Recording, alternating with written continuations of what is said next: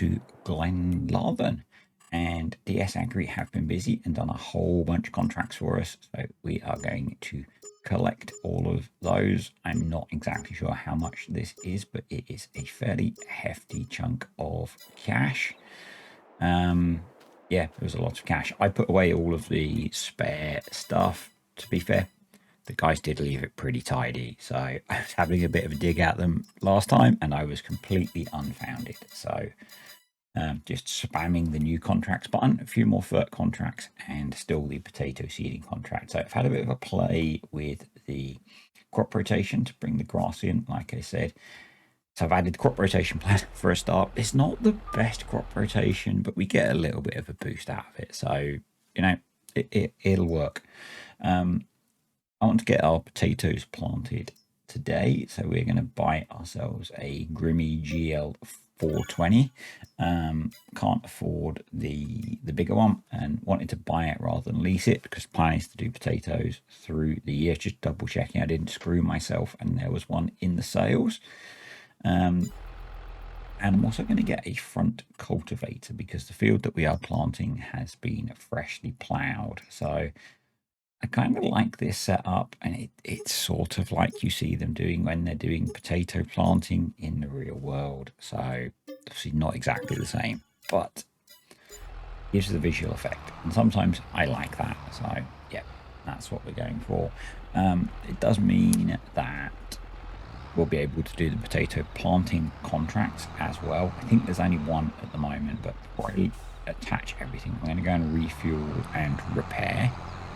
Going to be better at that, but then the contracts at the very least have paid for the new kit that we needed, so that's a good thing, and we can make some of that money back on the potato contract. So that's the plan.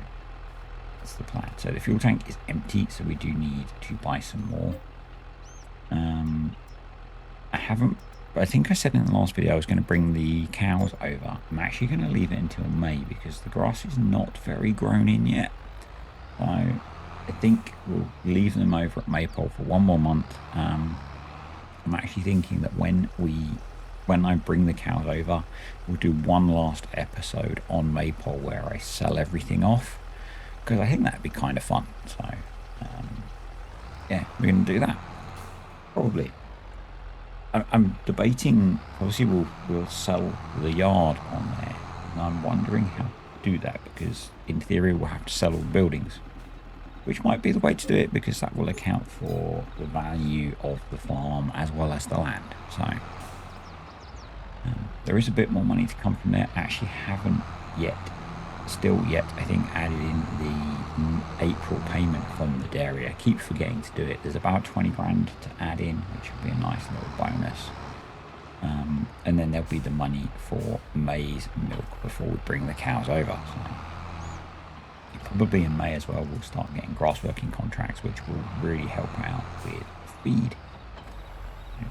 Get everything hooked up. I'm going to be a tad cheaty, and I've got Maize Plus obviously active, and you can buy potatoes on Maize Plus, and with potato planting you can use potatoes to plant potatoes. Actually, I've just realized that I've been even dumber, because in the bunker we have the excess potatoes from the potato harvesting contract I did, so we could have just used those. Not as clever as I thought. But anyway, getting 6,000 litres of potatoes is going to cost us £1 grand and a bit, which is significantly less than 6,000 litres of seed. So not as bad as it could have been, I guess. Just thinking, actually, the potatoes we have in the clamp are probably worth more than those. So, but for the potato planting contract, we could just take them out of the clamp, and that would be good. So had a message pop up. Computer. Yep, so going to get these loaded up, and then we can get the potatoes planted. At this point I wasn't sure which field I was going to go for. I'm going for the unplanted half of field 7. That feels like a decent size, you know, it'll work. And in theory now I should have looked and seen that it had grass in, so I just wanted to crack on really, and we'll get the crop rotation going as we go into this. So I'm really liking that crop rotation mod. It's worked really well on Saxthorpe. I've not really cycled it that much, but it seems to be working. So because I missed that feature of seasons, I'm probably going to have it on most saves, I think. So let's go and get some planting done. So the plan is to try and do this somewhat sensibly. I was going to say realistically, but it's probably not. I'm going to go for sensibly. So we're going to do up down rows first and then headlands. Yeah, hopefully this will work. In fact, I think we're over the limit on power needed for this tractor by about 20 horsepower. So never quite sure how Giants work out combined power requirements, whether it's a straight addition or whether it's factored somehow. Because in theory this should need 280 horsepower. We've got 260. Well, we've got a listed 260. With the way horsepower and, well, the way tractor power works, because it's not actually horsepower, it's much more a torque. I think it's a torque number that's put in. The tractor may not have 260 horsepower. It may have more, it may have less. It depends how well the modder that created it understood all those maths, and so it might be spot on, it might not be. I've not looked. Yeah, so it's something to bear in mind though, that the number you see listed is just a number that the modder has typed in, or in, you know, if it's base game Giants have typed in. It's not actually the power the tractor has. So it could be completely different. And let's say Giants don't actually model horsepower directly, they model torque and not actually, they don't really model the engine properly at all, I don't think, but you know, they do something. So yeah, it works, so we're not going to complain too much on that one. So, I think I don't remember checking the speeds, but I think the cultivator is at least slowing us down a little bit, which is no bad thing, to be honest. You know, I wasn't particularly in a rush. I'm really looking forward to the premium DLC with the new root crops and stuff, and hopefully new mechanics. That should be really cool. And the fact that we should be able to add them to maps, or mappers can add them to their maps. So probably, because I'm not going to be patient enough to wait for mappers to update all the maps that I'm playing, I will probably be doing mini updates to these maps, although I'm in kind of a lucky position in that I know both, you know, for here and for Saxthorpe, I know both of the map makers, so it's possible that I would get early access to whatever they did to implement those crops anyway. So I know, but it is what it is. So if not, I may look at doing videos on it anyway, on how to add them in, because I'm sure people will want to add them to other maps. So yeah, I did say in the Dashboard Live video I would do a tutorial on adding that. I have since looked at how complex that is. I think I might have mentioned this in the Saxthorpe video, I'm not sure. I'm not sure how much of a tutorial I'm going to do on that. I may do one that covers some bits. Some bits are quite complicated, and the problem with things that are quite complicated is, even if I can understand how to do it, once you start explaining to people and we're getting into i3D editing and all that kind of stuff, and it'll be different for every tractor, it becomes a bit of a support nightmare, and something that I have to be careful of with tutorials that I do is just how much support they need. Real Dashboard is a classic example of having to be careful about that support requirement, because I can just see now, and I sort of had it with not Real Dashboard, Dashboard Live, I had it with Real Dashboard, which is a mod that I've never used, but folks asked me to do a tutorial on how to implement it, and so I worked it out, I did it, and for a while it came with a lot of support requests, and to be honest, I had really not spent any time doing any of it myself, so I'm just going to reduce the working width a little bit because we seem to be getting a little bit of destruction. I'm guessing the 3 meter working width of the cultivate is not actually 3 meters, so it didn't really do any. I'm guessing the difference is so small that the grid that FarmSim works on means they're essentially the same, but not quite. So that's why we can see that little bit of it being destroyed on the edge. Yeah, so I'm probably going to do something with Dashboard Live, but not super detailed, is my thought at the moment. And that's, you know, the problem is that you find that with these things, people who really don't understand, and don't be offended if this is you, probably don't have the skills and therefore really shouldn't be doing these edits, try and it goes wrong. And I think the problem then is they don't necessarily have the patience to work it through and that kind of thing. I'm really keen to add it into some of the tractors that I'm using. I had a quick look at the example and realized that it's probably going to be a few hours work per tractor until you get good at it anyway to do it properly. That's my expectation anyway, so you know, turning that into a tutorial that's not 4 hours long is yeah, I suspect it will be a long tutorial for whatever I do, but yeah, I have to be careful about what I do in tutorials, more so these days, because there was a time when I would have done it anyway because views. These days I'm more picky because I am more aware of the support burden, let's say, that comes with it, and the time cost that goes on top of that. So it's really the time cost. Yeah, but it's so cool. I think it's going to push me to be playing in cab a bit more sometimes on some things. Something completely different. So and it's kind of been something that's been, you know, come up a few times chatting to people, and was chatting to someone on Discord last night, giving me some ideas for some things, and it has prompted a new mini-series which will probably start in the next day or so.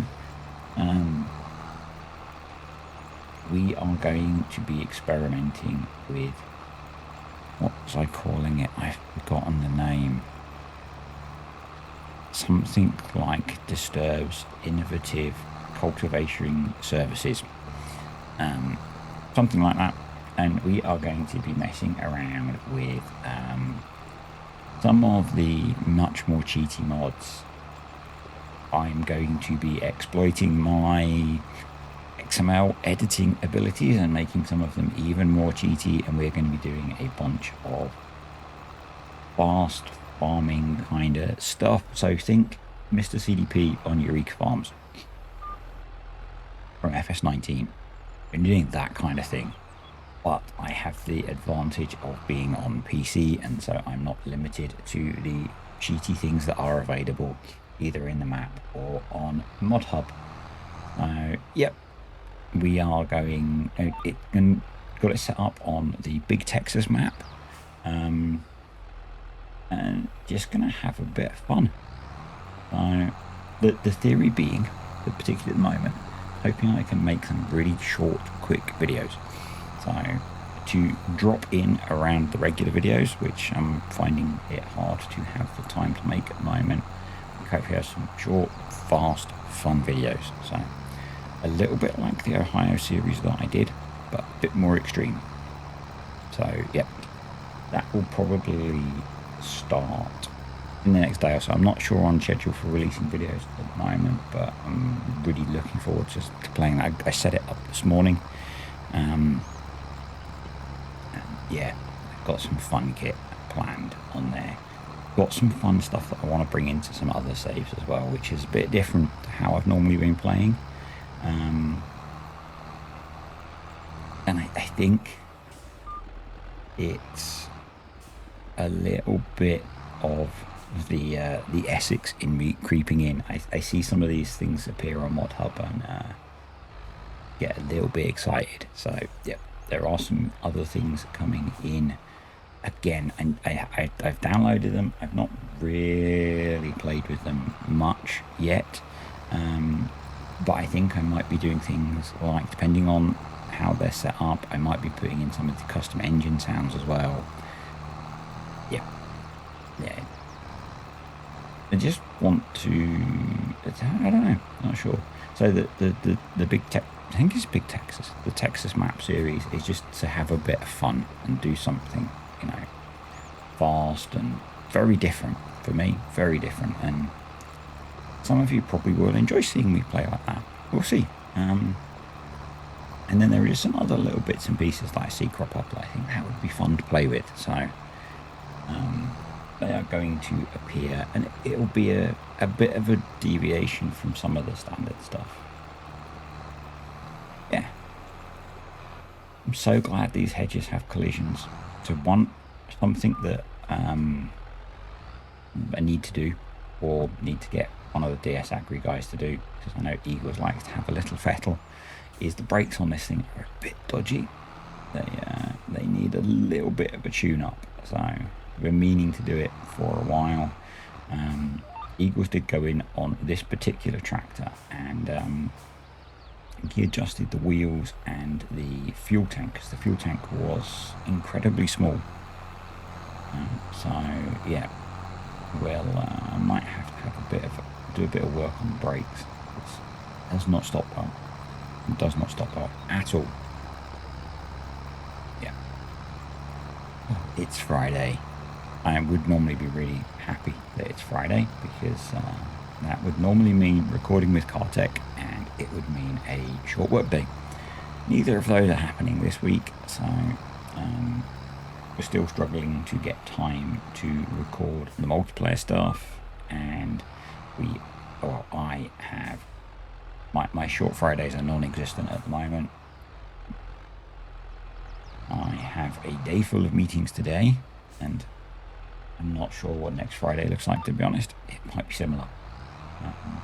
So yeah, I'm looking forward to the weekend arriving. No long weekend this weekend, unfortunately, but at least there is a weekend, and I've got a bunch of stuff to get done, or that I need to do, that I've been ignoring. Just another quick check to see whether there were any more contracts, and yeah, we're getting close to being done on here. Pretty cool. I'm going to say thank you to the patrons and the YouTube channel members at this point. Appreciate you all supporting the channel. You guys are awesome, and it was really nice, really cool, nice, fun to see DS Agri getting on and playing on the new map. It was a bit of a nervous moment for me. You will remember, if you watched the Maypole part, that DS Agri had a separate farm, they had a separate yard, and yeah, it was a bit of a different experience, basically letting them loose on the actual farm of the save, and it went well, so it's really cool. It's nice to see some different folks joining as well. Hopefully more of you will join in, so if you're interested in the multiplayer side of this, so it's not a permanent multiplayer, it's usually available at the weekends between me recording videos, and it's available to the patrons. So if you're interested in that, you need to go sign up for Patreon. There's a link to that below. I in the past, I've done community multiplayers that were open to everyone, and they died on their backside. So that's why I don't have a general open multiplayer server available, because it was more work for me, and in the end I think I was the only person that was logging into it, so kind of gave up on that. And but so far we've got the DS Agri guys have been doing a fair bit on here, so yeah, maybe once the community's bigger I'll go back to having some sort of more open multiplayer.